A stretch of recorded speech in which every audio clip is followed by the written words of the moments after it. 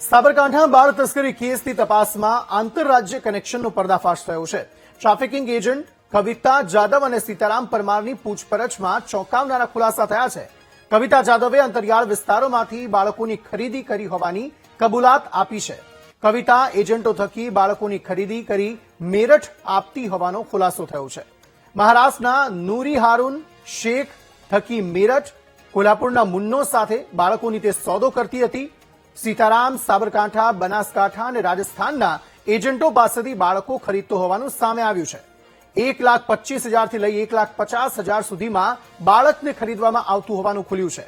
બાળકોને ખરીદીને મહારાષ્ટ્ર બાદ કોલ્હાપુર સુધી તેમનો સોદો થતો હતો. માસ્ટરમાઇન્ડ કવિતા જાદવ અને સીતારામ પરમાર હવે હાલ પોલીસ રિમાન્ડમાં છે. સંવાદદાતા સંદીપ આ અંગે વધુ માહિતી આપી રહ્યા છે. સંદીપ, જણાવશો શું વધુ વિગતો આ સમગ્ર મામલે?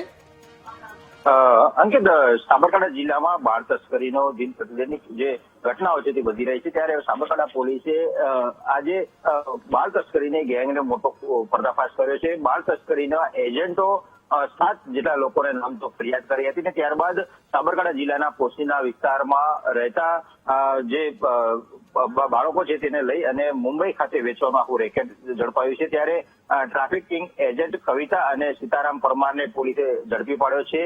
મહારાષ્ટ્રની કવિતા અને એજન્ટ સીતારામ પરમાર બંને બાળકોને તસ્કરી કરતા હોવાનું સામે આવ્યું છે. ત્યારે બાળકોને 2 લાખ રૂપિયામાં સોદો કર્યા હોવાનું સામે આવ્યું છે. ત્યારે પોલીસ દ્વારા અલગ અલગ ટીમ બનાવવામાં આવી હતી, જેમાં બનાસકાંઠાથી સીતારામને ઝડપી પાડ્યો છે, ત્યારે કવિતાને મહારાષ્ટ્રથી ઝડપી પાડવામાં આવે છે.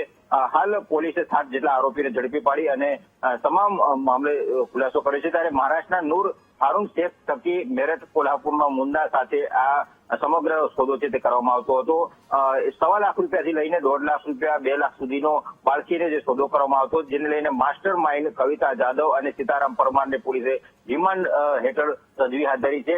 રિમાન્ડ મેળવવાની તજવીજ હાથ ધરી છે. ત્યારે પોલીસે સમગ્ર મામલે બાળ તસ્કરી મામલે બહુ મોટો ખુલાસો થાય તેવી સંભાવના જોવા મળી રહી છે. જી અંકિત, આભાર સમગ્ર માહિતી આપવા માટે.